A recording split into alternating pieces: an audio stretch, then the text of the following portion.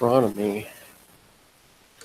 Well, hey everybody, welcome to the latest live stream of Astronomy Daily Live. It's 2 hours UTC, and here we are again, gathering together as we do practically daily.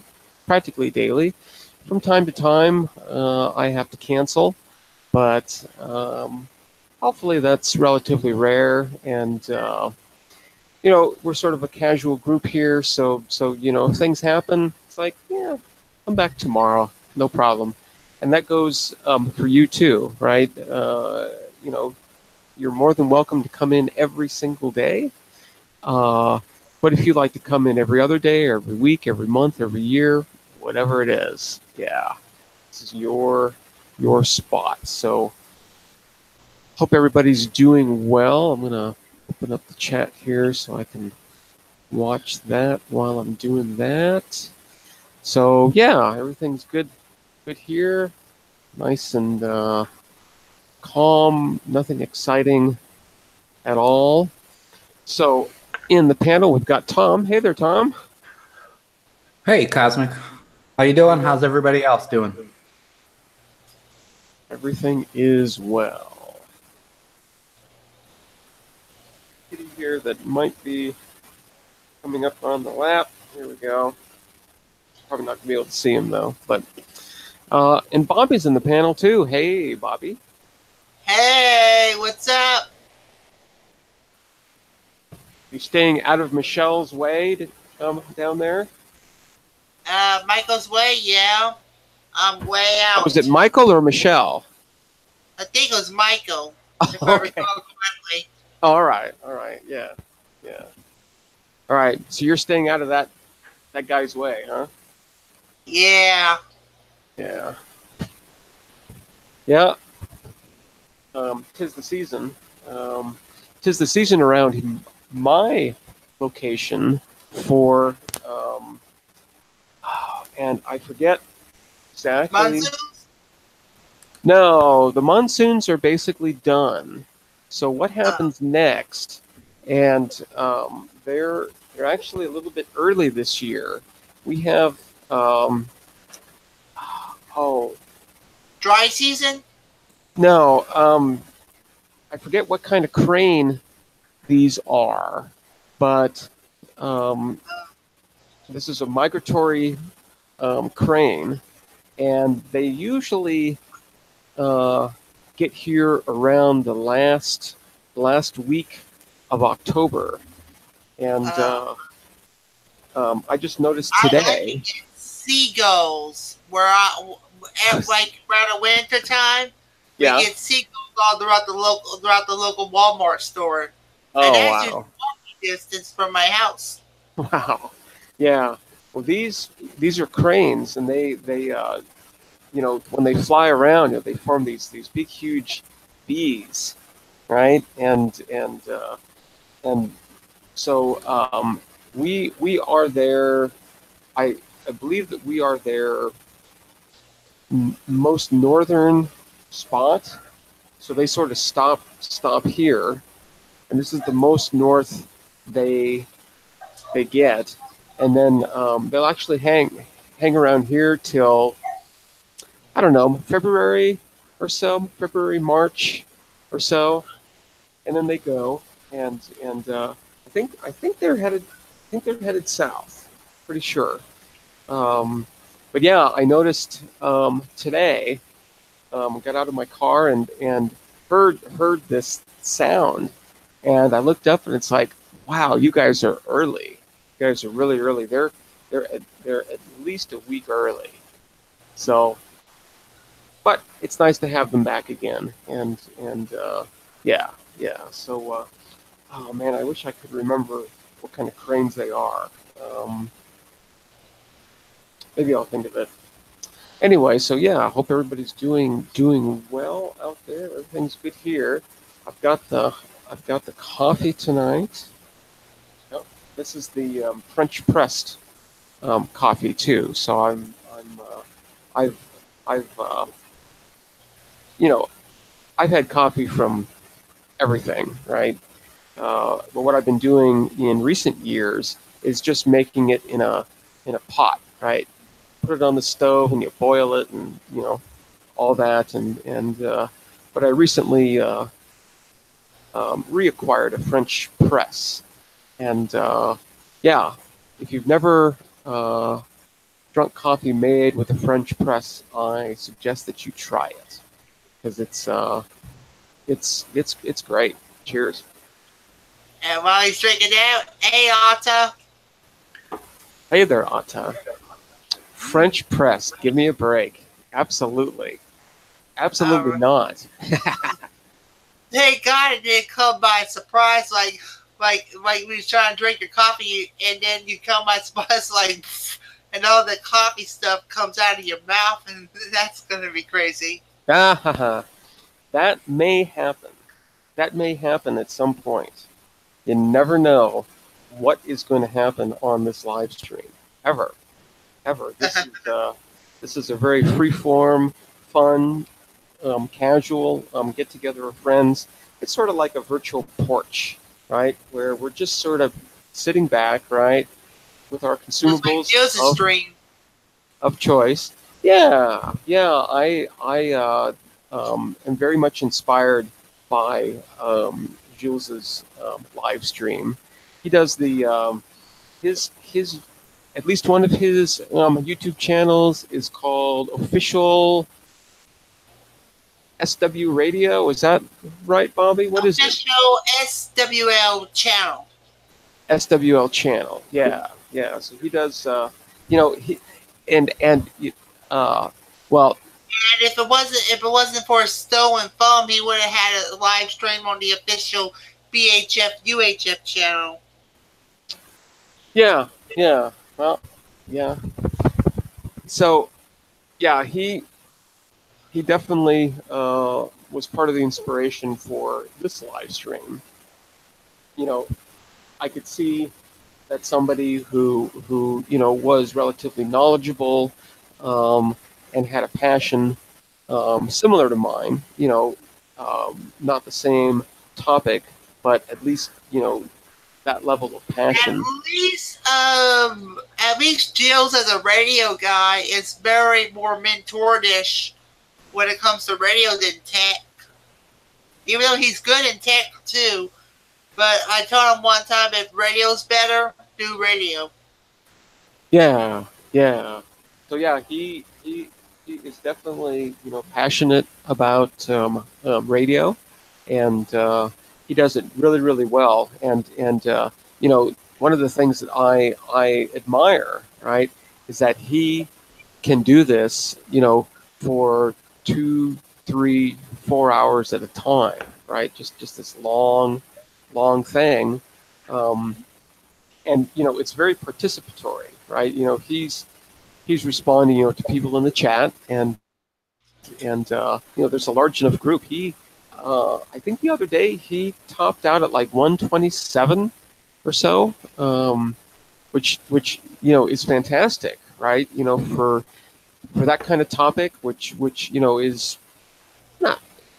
not necessarily a niche, but it's not incredibly broad.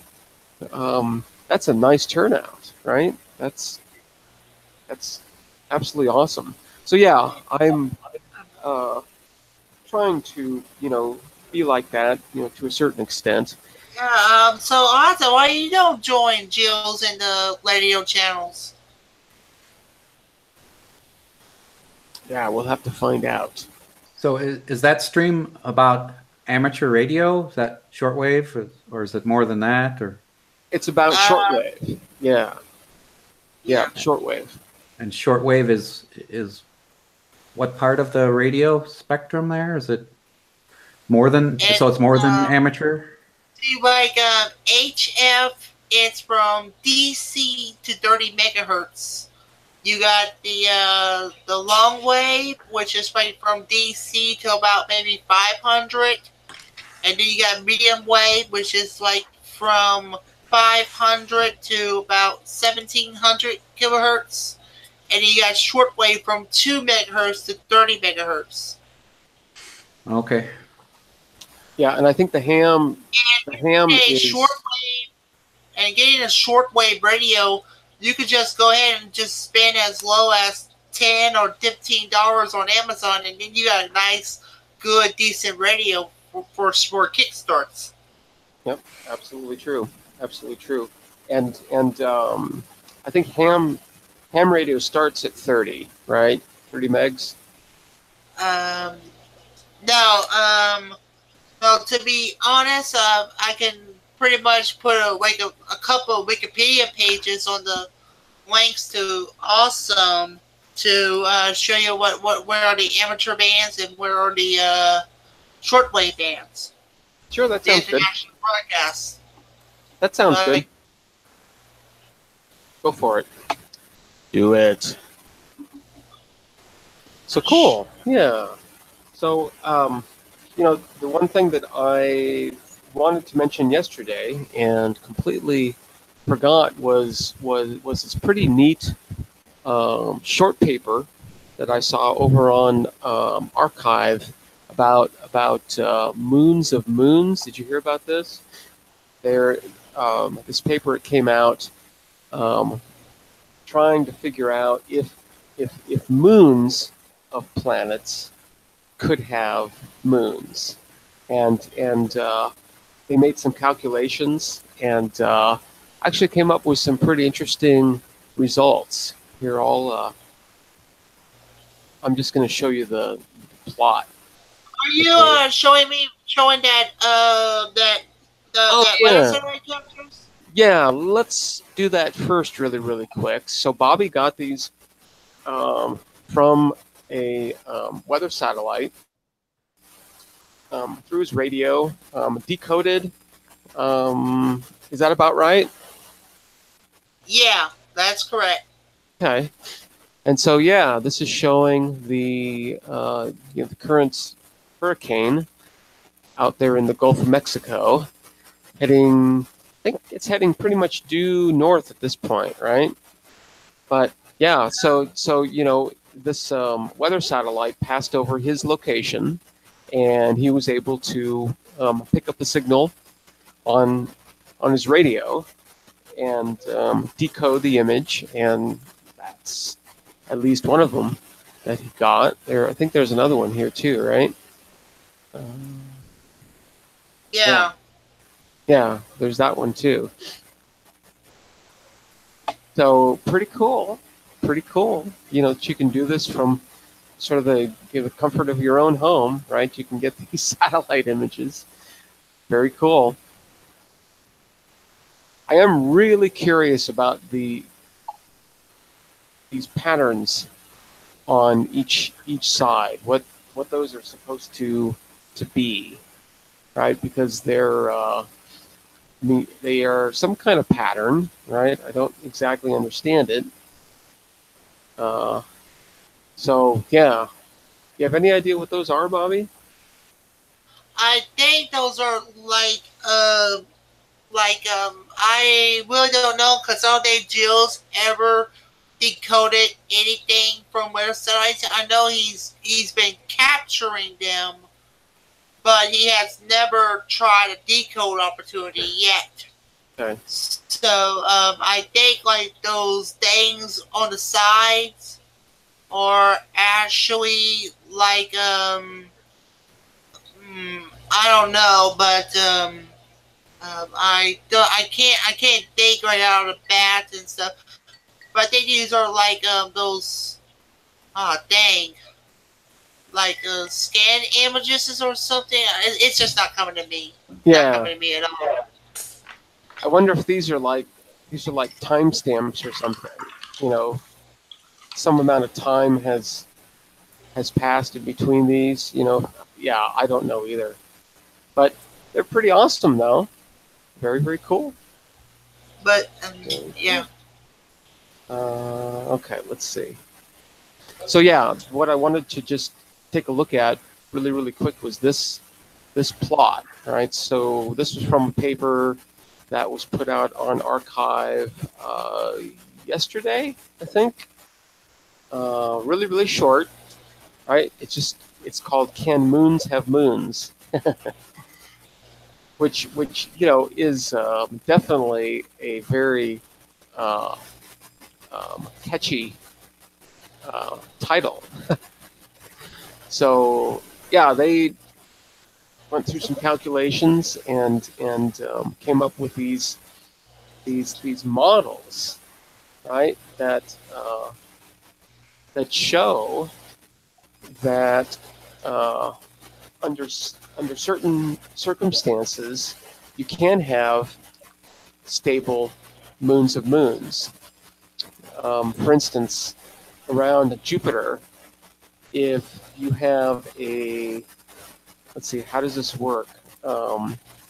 So if you have a moon, right, that is orbiting Jupiter, and it is, what, maybe 30 Jupiter radii away, and about, what, 1,300 kilometers in size, then that moon could potentially be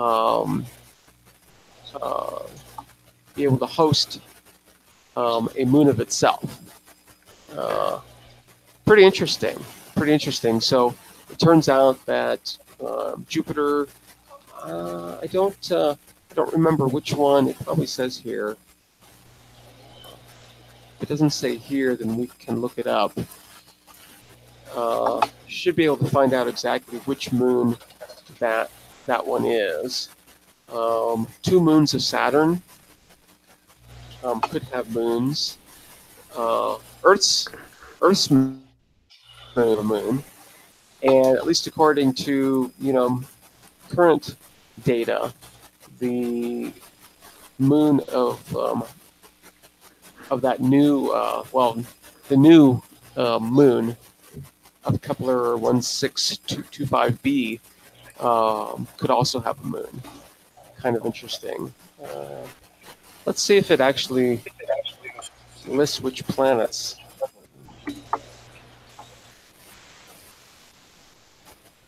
Okay, so Callisto is at least the Jupiter one. Let's see. Let me go back here.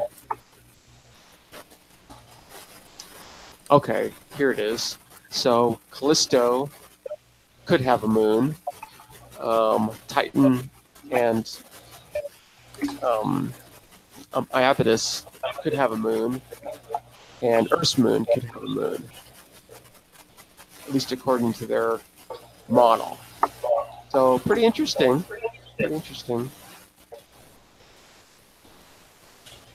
I don't think that anything like that has been found, right? So just because they can doesn't mean they do, and that sort of looks like what the case is here, right? I mean, in the case of our own moon, as far as I know,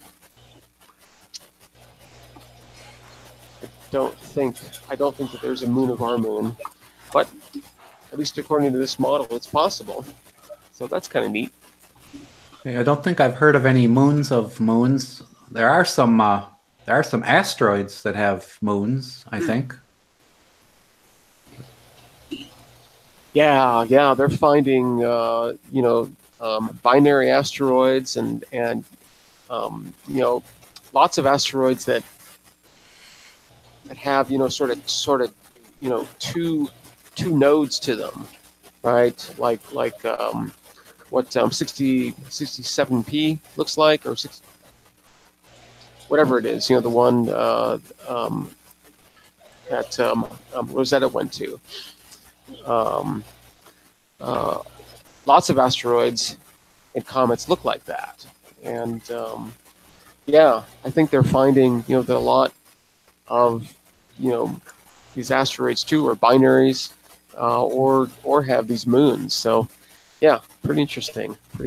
But yeah, as far as I know, pretty sure there are no moons of moons, although at least according to this model, there could be. But the fact that there isn't, maybe their model's wrong. Hard to tell. All right, cool. I'm going to catch up on the chat, and I'm going to stop sharing like that. Check the chat really quick. Okay, yeah, I don't know. Moons of moons sound sort of complicated. Yeah, I don't know. I think I sort of would be surprised, I guess, if Yeah, any moons of moons were ever found. yeah. It's kind of like a bit crazy if if the moons do have some moons. I think we could be really see that that we could be calling them submoons or exomoons. Well, I guess, yeah. Yeah. I guess the circumstances would have to be just right, and yeah. I think it'd be better off if they called them submoons. Okay. Well, I think it should probably wait in naming them anything until they actually find them. so, Now, what is the updated story about finding exomoons? well, I don't think that there's anything new except for that one, and at least according to Yeah, your paper. I was just answering Autolot's question on Discord and stuff. Okay, cool. So I kind of didn't pay attention, but yeah. I gotcha. I'm gonna look on the Discord too. Pay attention to everything here. Oh, I put those links in the links to awesomeness too. Okay, cool. Thank you, sir.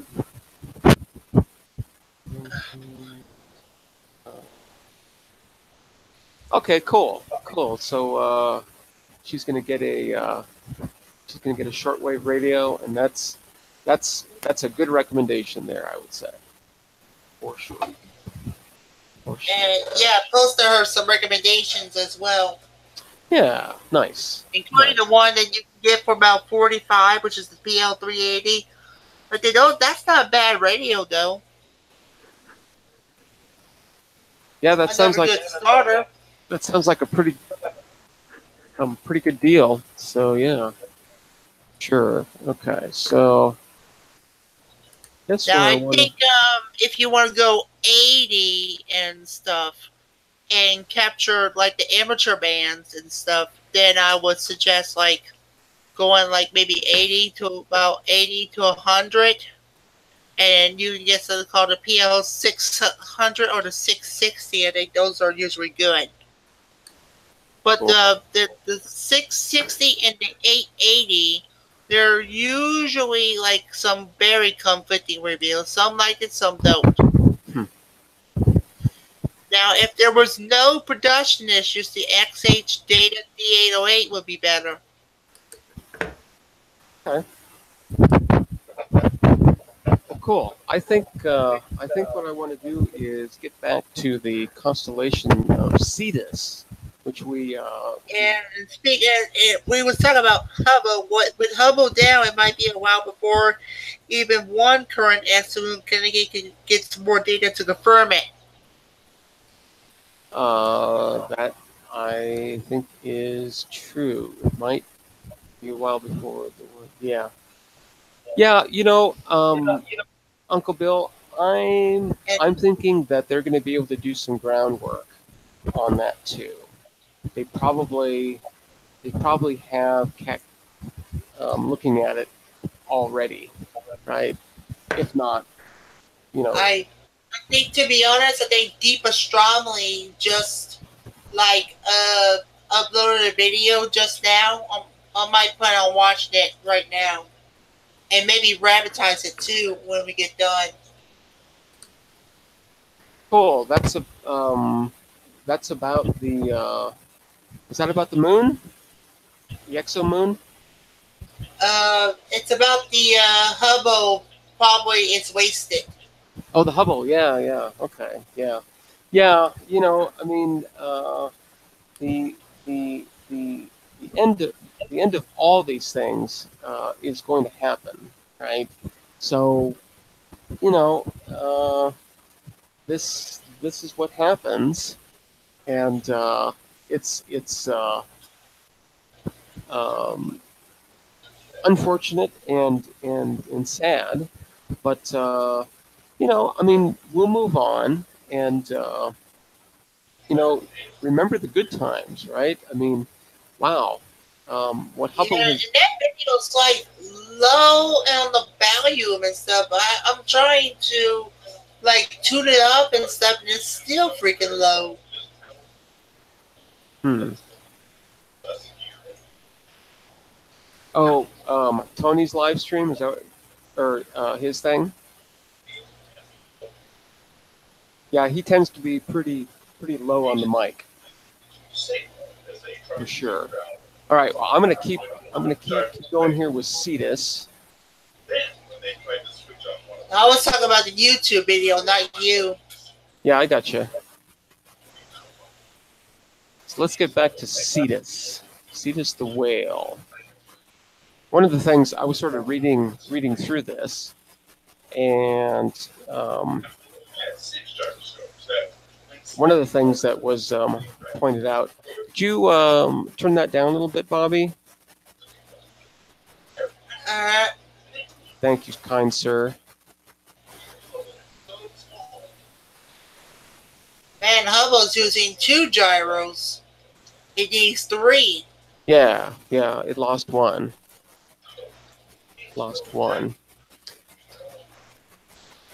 So I can still hear that. It's kind of interfering.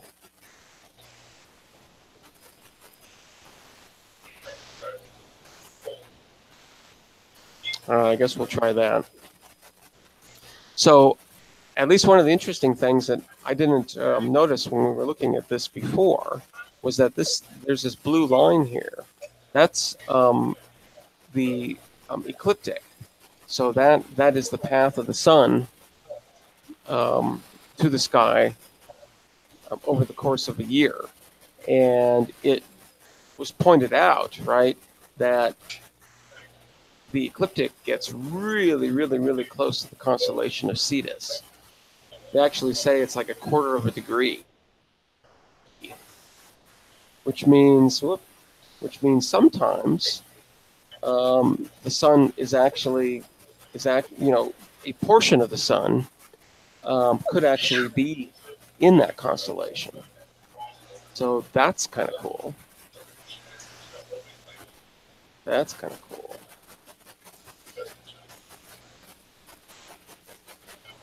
So let's see. Of course, well,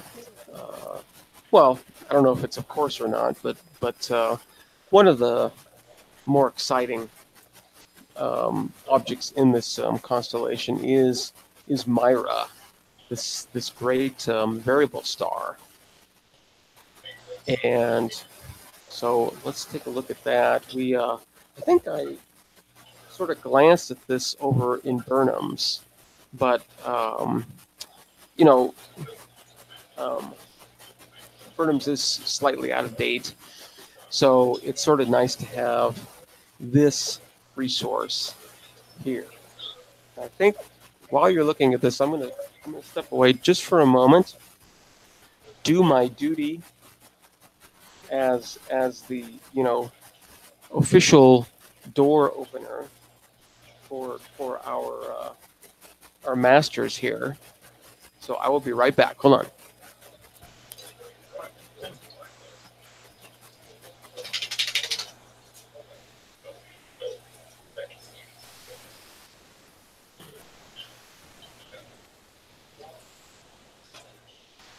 Okay, so here's a plot of the brightness of Mira over the course of actually many years, right? This goes from, yes, about December 2011 through maybe about June of 2017.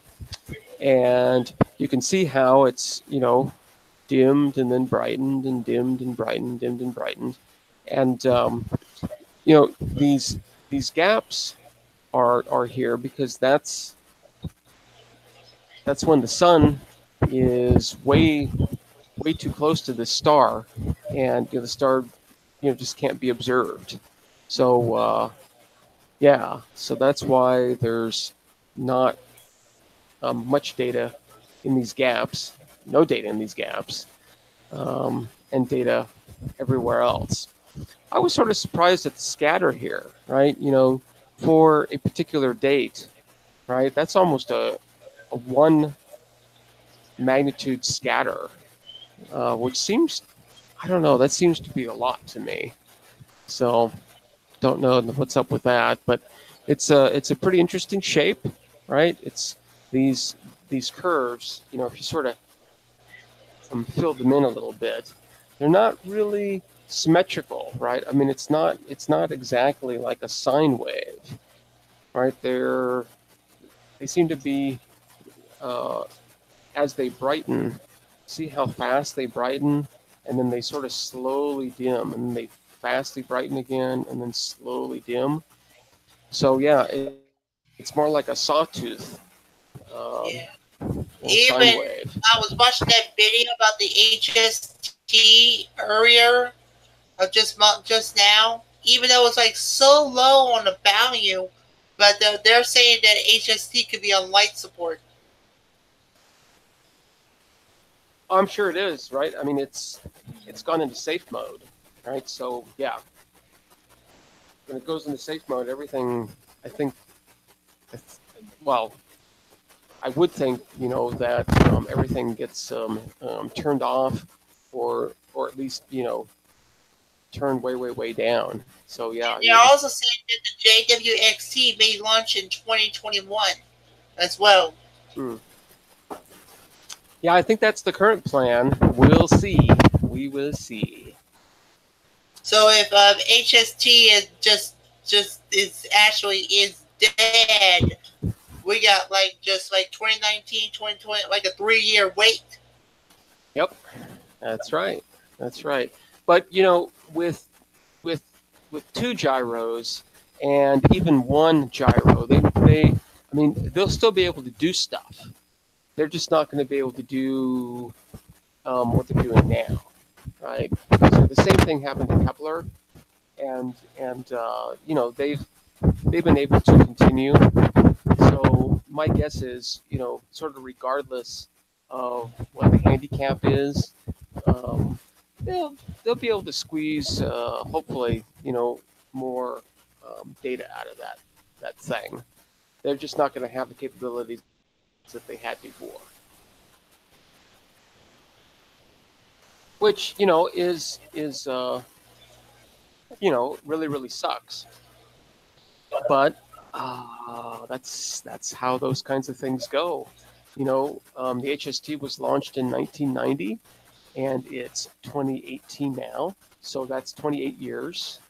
Now you got to subtract a couple, because those first couple of years were a little rough.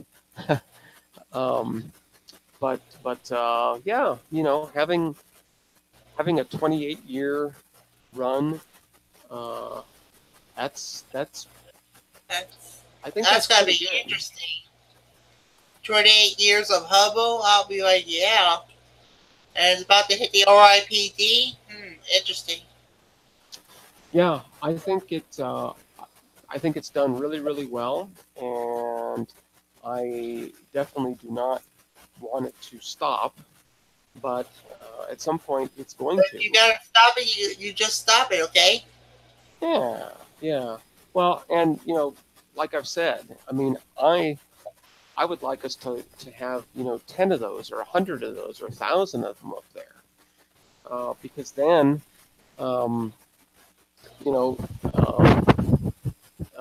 everybody could collect their data, and just imagine how much more we could learn and know. And it's not going to have the capabilities that JWST has, But JWST, again, is only one telescope, and there are 24 hours in a day. So there just isn't enough telescope there to satisfy what the astronomical community is going to want. You're playing with the mic, though. Am I? Yeah. Yeah, I think I probably am. So let's see. So there's Mira. The other interesting thing that I think I mentioned yesterday was the fact that that Mira is going to be at its brightest on October 24th. Look, on November 26th of this year. So yeah, so that's just over a month away. So pretty much now, right? From now through December, Mira is going to be about as bright as it's going to get this time around. So kind of neat. You might actually go out and take a look at Mira now. Maybe even take a picture of it, and then in 6 months or so, you can go out, take a look again, and with your naked eye, you won't see it. It'll be gone. So that's pretty neat. That's pretty neat. The other thing that I definitely stand corrected on, I thought, and this goes under the learning something new every day bin, and that is I thought, and I actually said on this live stream the other day that the component that is doing the variability is expanding and then contracting, and that part is true. Let's see. I think they say here. They said somewhere. I thought that they said somewhere. Let's see. Is it up here? I'm trying to get the size. This star is absolutely massive already. Where did I see that?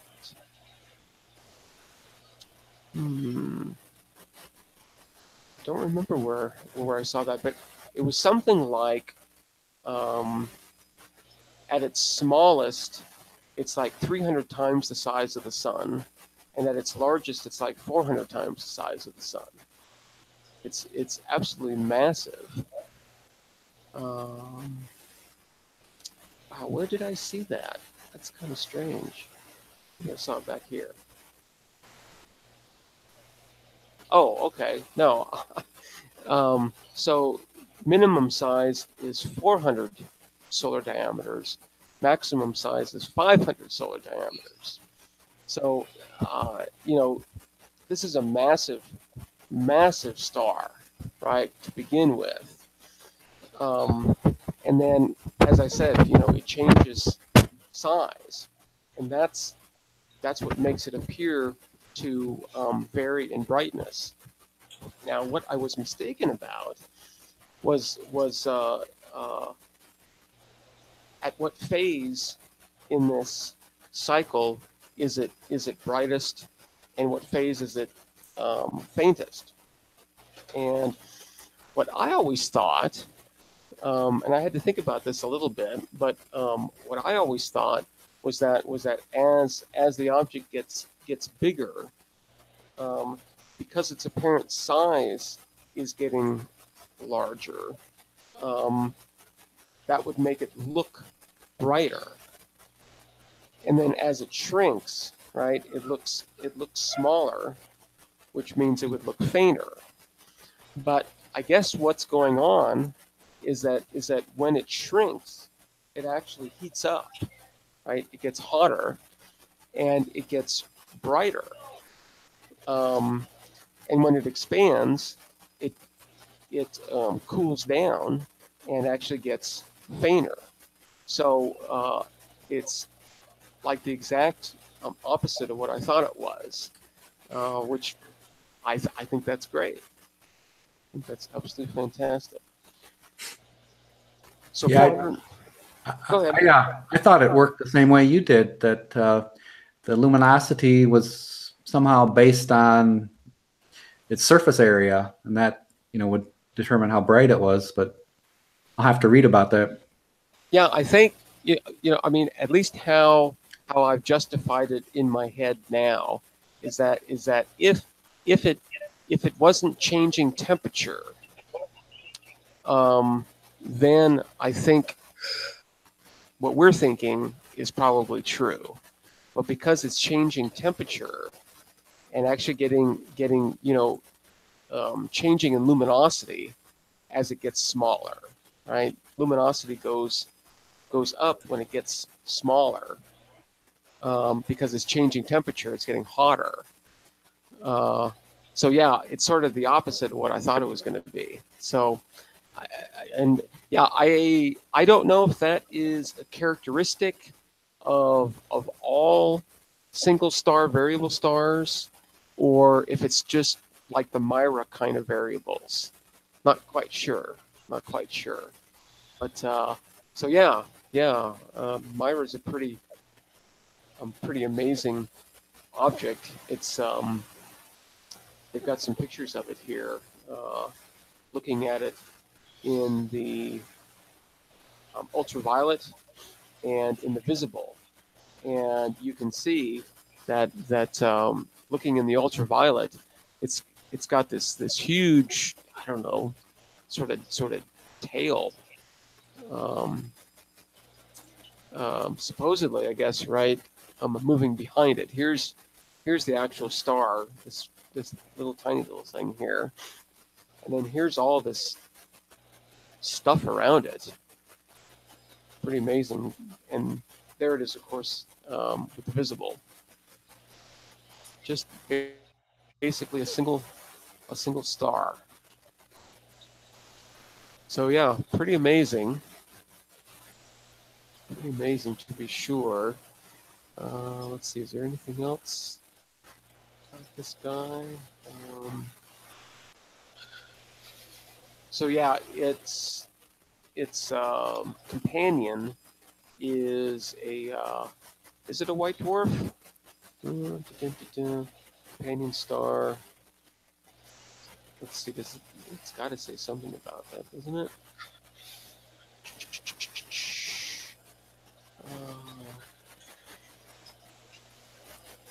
Let's see.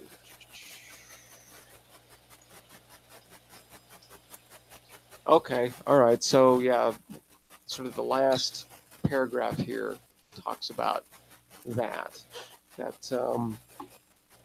We're quite sure what it was. They sort of nailed down that it was a star of spectral type K, which is pretty red, right? I mean, it's not an M star. A K star is sort of the next family up. So yeah, they thought it was a white dwarf. Then they looked at it again. It's like, oh, maybe it's a K star.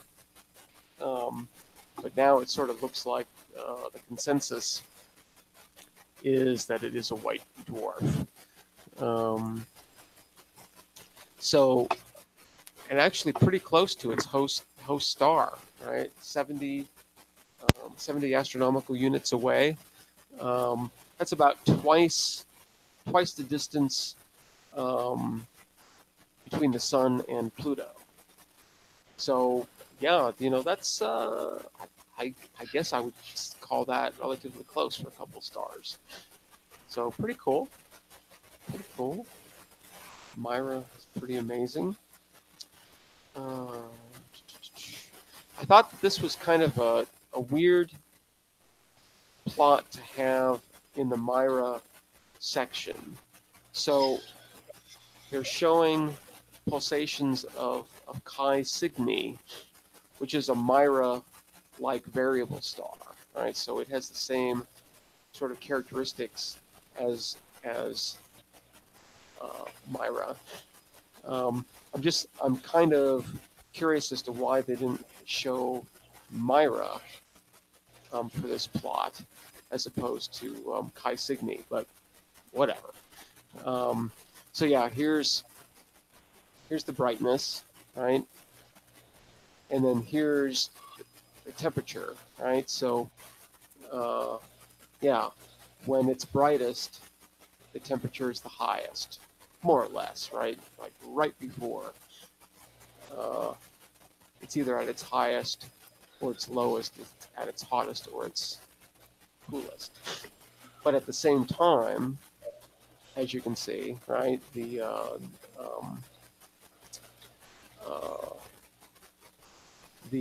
radius is the smallest when it's the hottest and the brightest.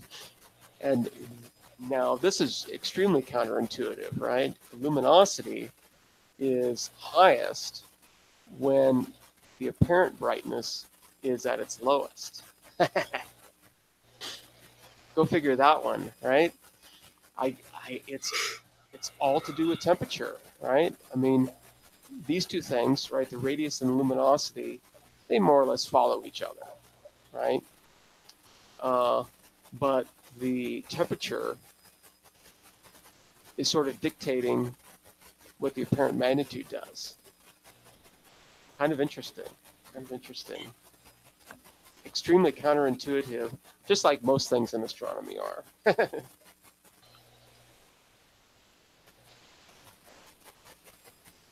And I think it sort of looks like Chi Cygni has about the same variability period too, right? I mean, I'm sort of looking here. It's maybe it's a little bit longer, 400 and some days maybe. So I think what they say that Mira was like 340. Let me find that out. Let's see.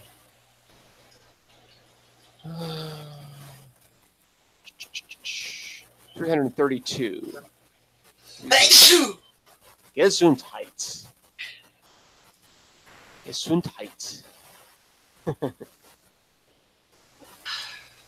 So cool.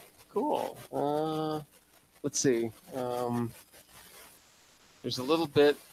I thought that the previous Wikipedia entry said something about 420 light years.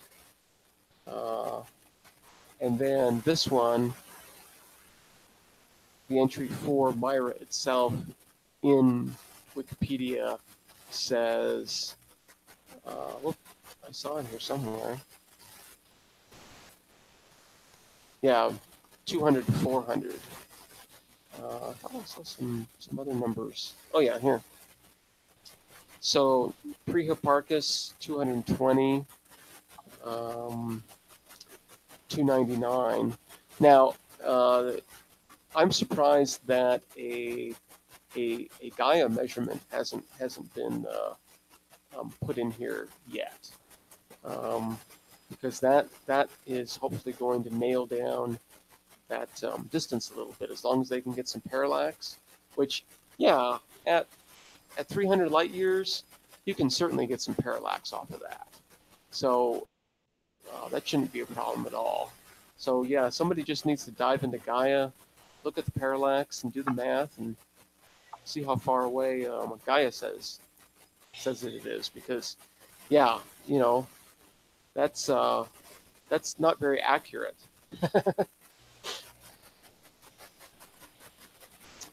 Pretty cool. So yeah, definitely get out. I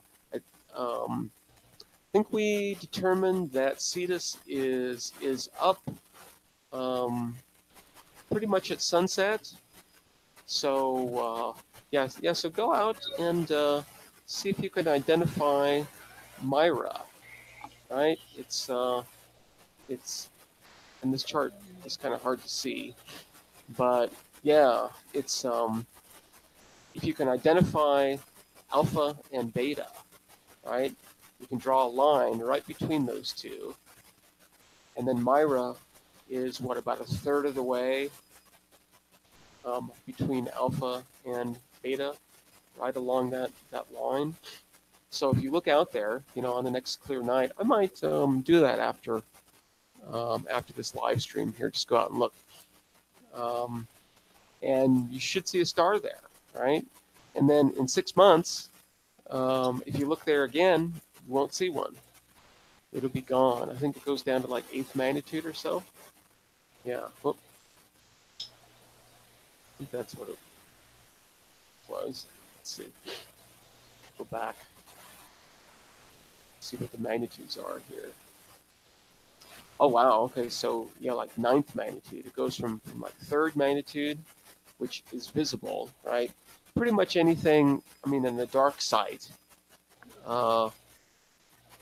Pretty much anything above 6th, maybe 5.5, we can see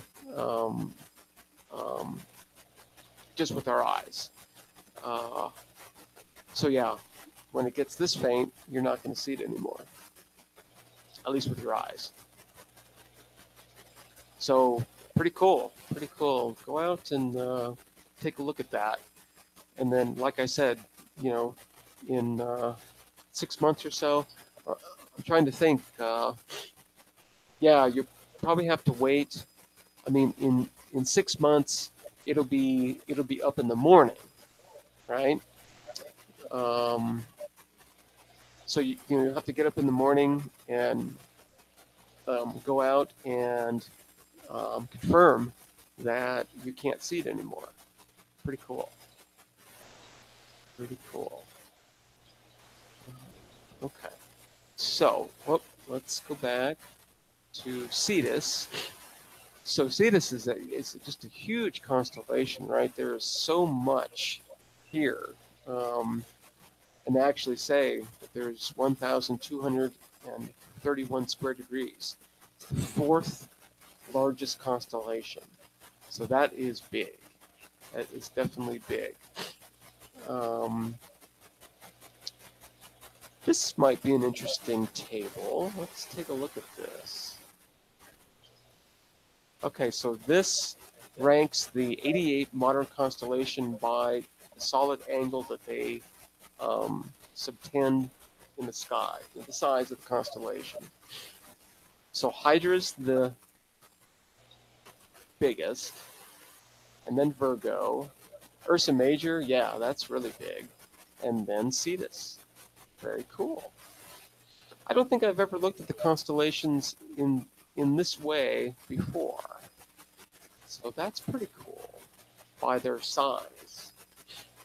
What's the smallest one? Brooks. So this is like by size or Yeah. like by popularity? By size. How many square degrees a constellation is in the sky? Yeah, so, yeah, interesting. Yeah, I don't think I've ever looked at things this way before.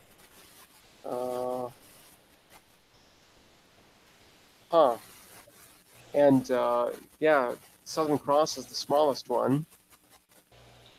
That's really small. Wow, I didn't realize it was that small. I think we've done Aquilus, right? Sagittus small. For sure. Canis Minor, I guess we did that one. Yeah, that's right. I would have thought that Canis Minor would have been really, really small. But there's a lot that are smaller. Pretty cool. Interesting way to look at things. I like it. What's this column over here? What's this quad?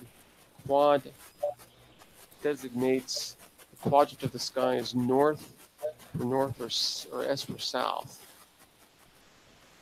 Quadrants 1, 2, 3, and 4. Okay, so south quadrant 2. Okay. Cool. Haven't ever looked at constellations that way before. That's kind of nice. That's kind of nice. So yeah, big constellation, which usually means lots and lots and lots of stuff. Lots of stuff. Let's I'm kind of itching to look at this planetary nebula over the HST site. What do you think? Should we give it a try? See if it's there. Your world. What is it? NGC 246? I'm thinking that maybe the HST has looked at this. Maybe that's just wishful thinking. 246, right? Yeah. Let's just do all of it. Bam. Yay.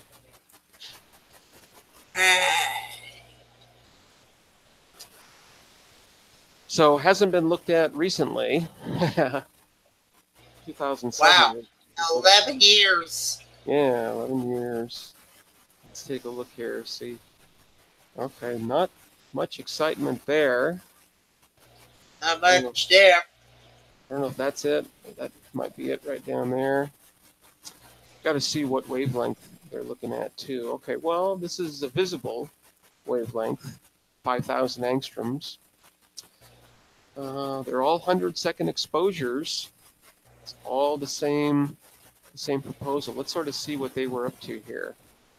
Existence of hydrogen-deficient knots around the central stars of planetary nebulae Abell 30 and Abell 78 is still unexplained.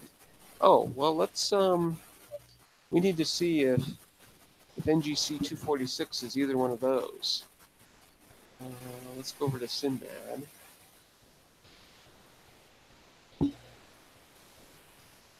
My guess is that it probably is, but who knows, these crazy astronomers with their weird names.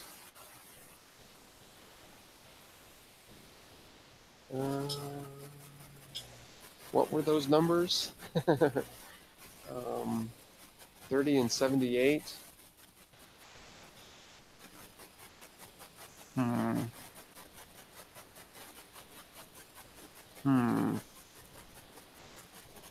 Kind of crazy it's not a Messier object.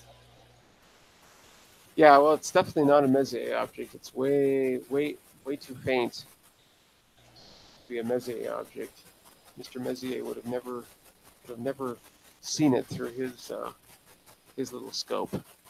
But yeah, I'm not seeing a designation for Abell 30 or Abell 78 here. I'm looking for a 30 or a 78, and I'm not seeing any just 78s. Huh, okay. Well, I don't know what they're looking at then. I mean, they're obviously wanting to look at the central stars. They don't really care about the nebulae themselves, I guess. But, well, okay. Let's, whoop, just killed that window. No problem. And gotta get our list back here. I killed it. There we go. These are probably going to look all about the same. Yeah. So I'm not quite sure what they're looking at here. This looks like a star right in the center of this. Hard to tell. Kind of hard to tell. So let us move on. So back in 2004, I'm going to open this in a new tab. Okay, so these are just spectra, ultraviolet spectra. And yeah, I'm not going to claim to know exactly what we're looking at here, except there is some absorption feature here at about. And check the chat, and then Tom had to drop off too. Oh, okay. Tom had to drop off. Okay, cool, Tom. Yeah, I need to catch up on the chat here really quick. Everything that gets yep, get used to it. uh,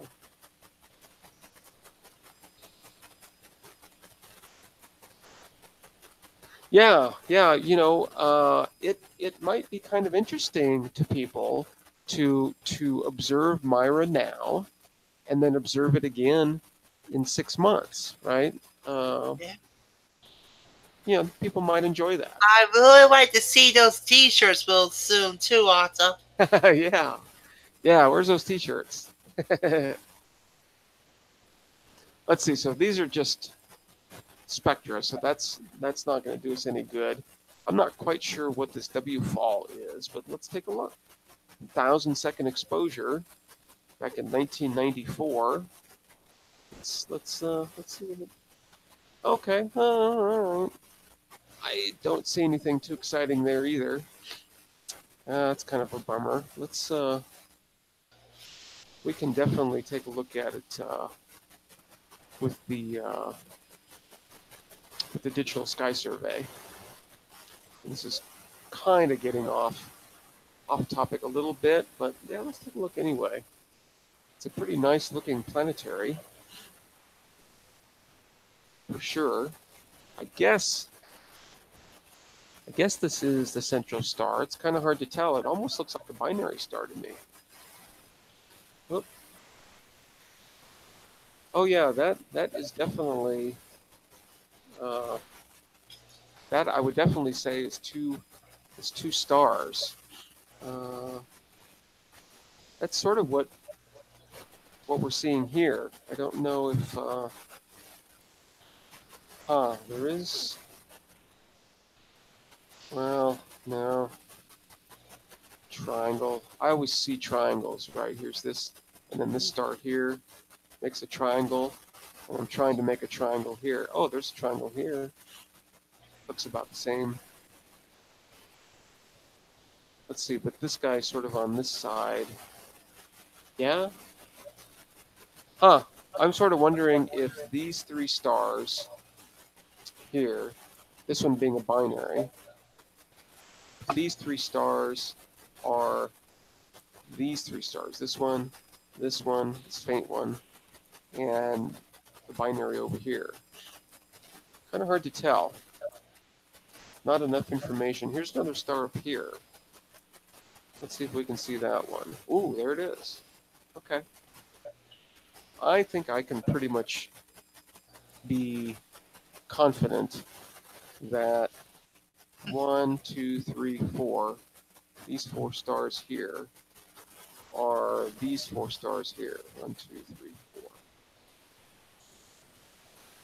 But kind of interesting, I'm not quite sure which one of these is the central star. I mean, looking at it, this looks like it's the center of this nebula, but looks like a binary star to me, and I don't know, yeah, which one is the central star. I wonder if we could look at these references. There's going to be a lot of them. But let's see if we can find a paper that talks about the central star.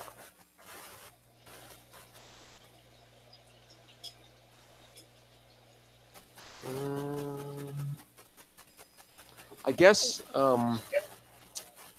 this planetary nebula is also called the Pac-Man Nebula, as I recall. Let's keep going here. Star, magnetic fields.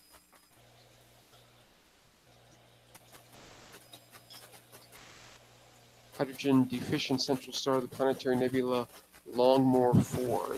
Is this known as Longmore 4? I don't know. I don't see any reference to that here. And this is just not doing us any joy at all.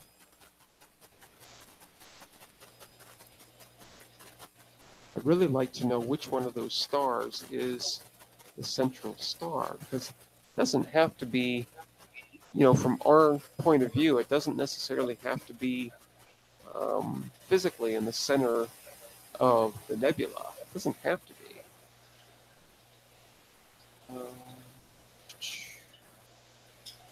And central stars, proper motions. I don't know if that would show. I mean, what I'm looking for, right, is a picture that has an arrow pointing to the central star.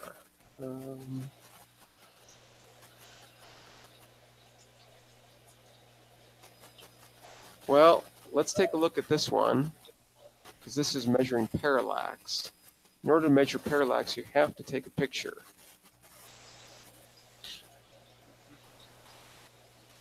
This parallax is based on astrometry, positions of objects. And let's see if there's a picture. I guess we got to find out if it even mentions 246 first. 246. Yes.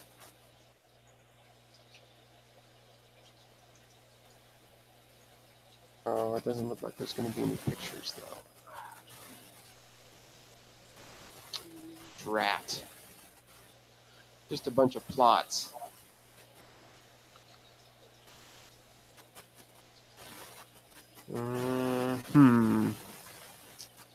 Well, that's not going to do us any good. But as you all know, I'm pretty stubborn when it comes to trying to find things that I want to find out about. Let's keep going for a little while here. If we can get to the bottom of this. I'm kind of curious.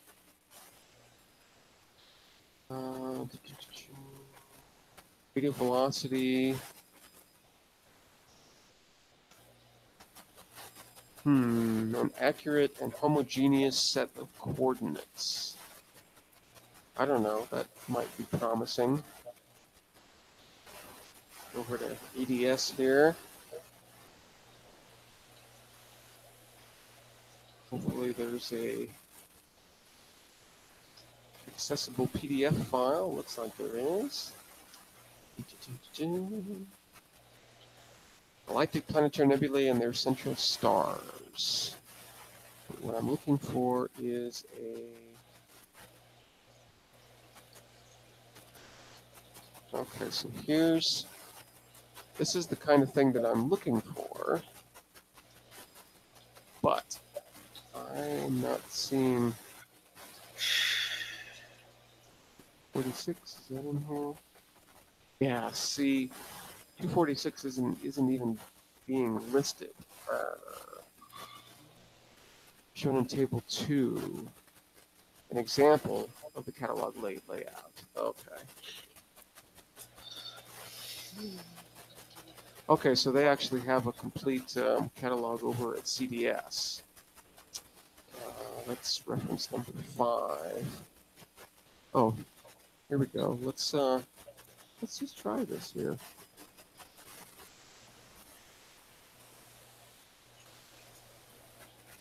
Clicked on the link.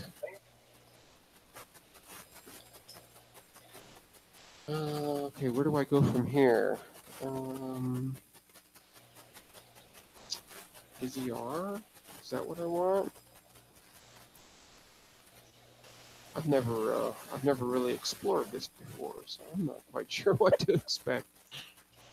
That doesn't look like it got us anywhere.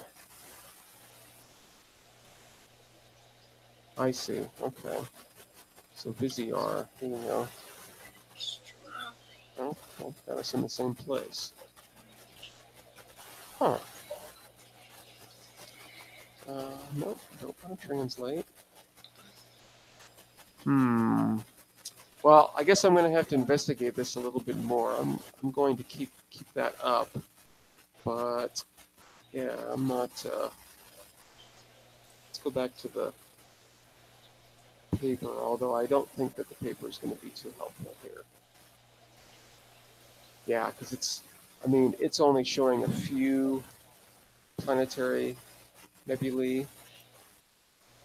What I need to find is a paper that I found a few months ago, which had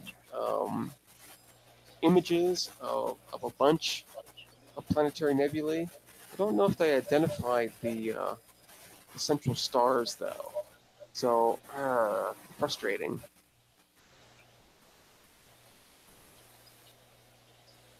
Let's see. Let's go back to. Let's click in here. It kind of starts there. Temperature scale, iron abundance. Central stars of planetary nebulae and the born again phenomenon. That's kind of interesting.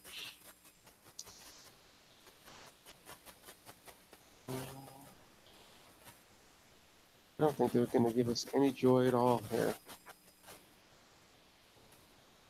Distance to the planetary nebula 246 from the resolved companion of its central star. Ah, interesting. Okay, so maybe that binary star is the central star. Interesting. Let's look at the paper.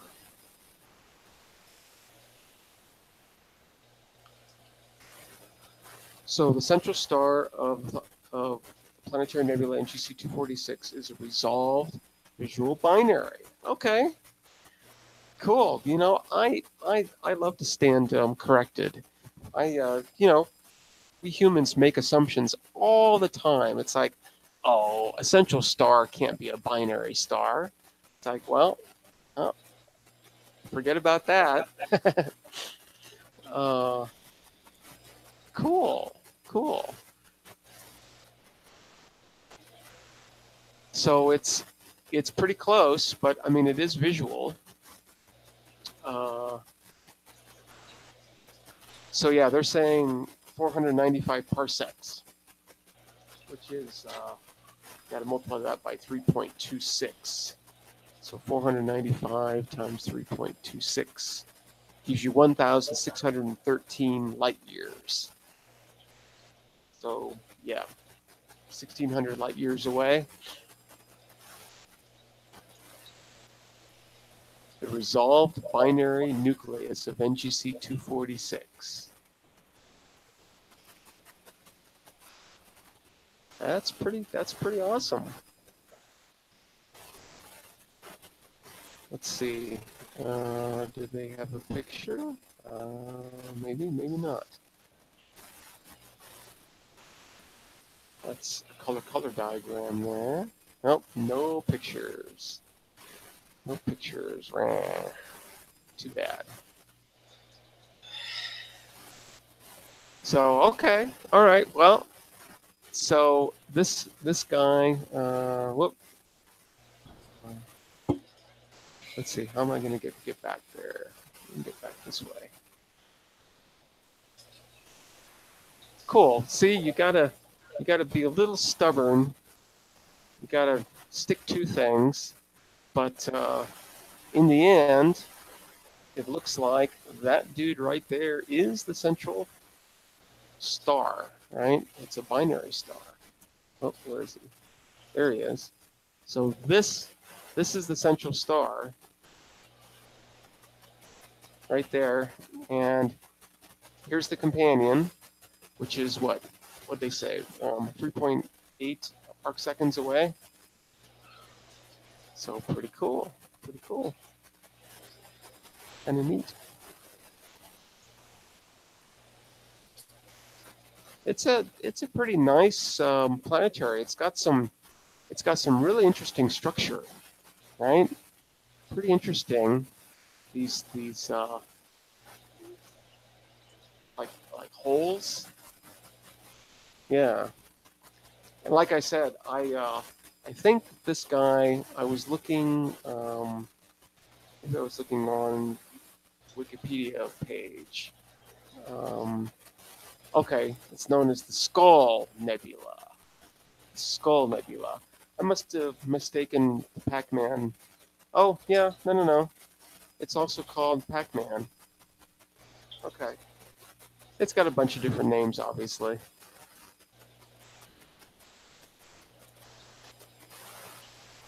Infrared image, and you can clearly see the binary star there.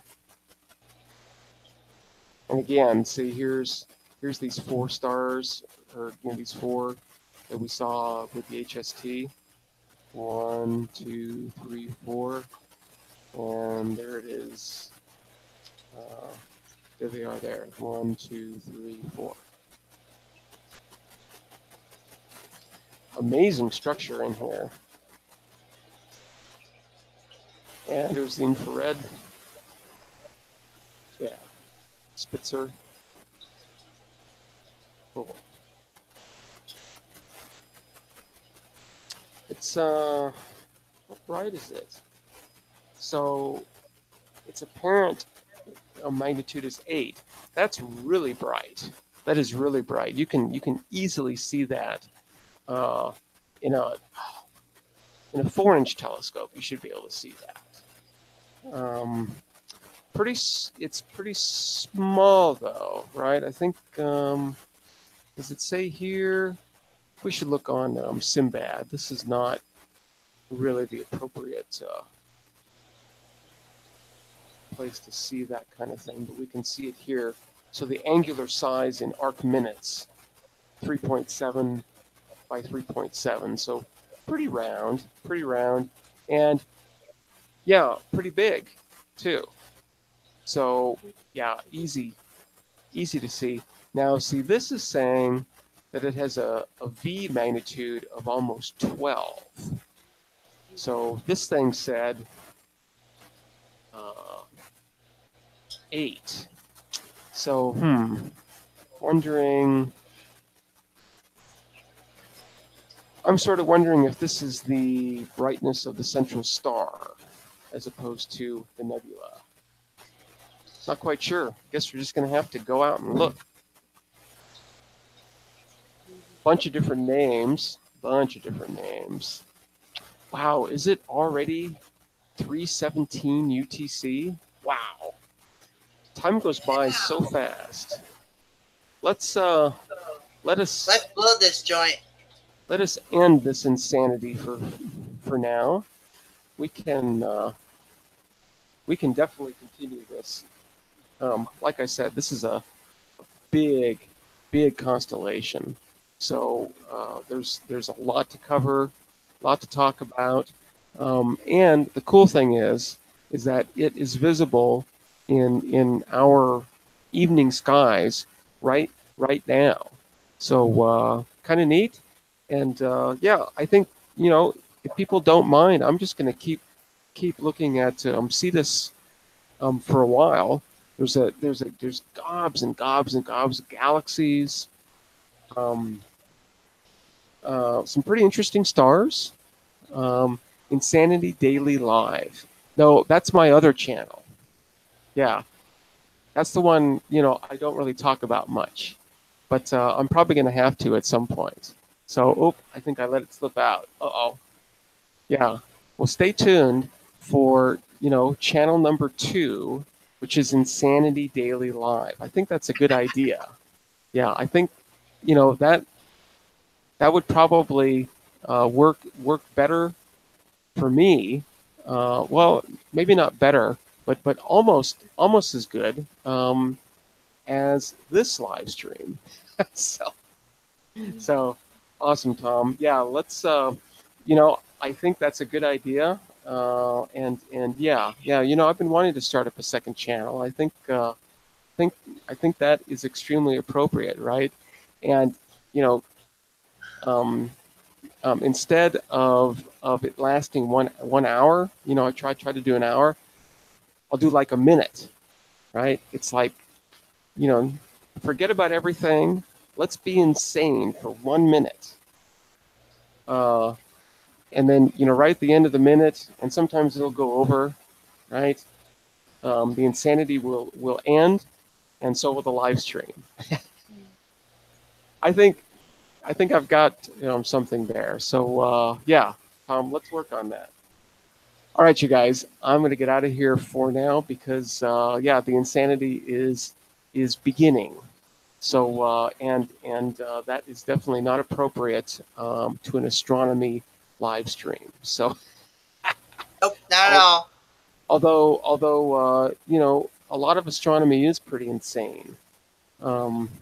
Yeah, that's how it is. That's how it is.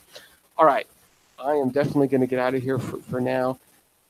This is always great, great, great fun, and I hope you enjoy it a little bit. Um, but I thoroughly do. So this is going to continue because it is just so much fun. I'm finding out about things, learning new stuff, keeping up on the news and everything. I think it's great. So yeah, it's lots of fun. So come on back whenever you can or want to. I will be here practically every day, 2 hours UTC, and until tomorrow, I will see you. Have a great evening and a great day. Okay, everybody. Bye.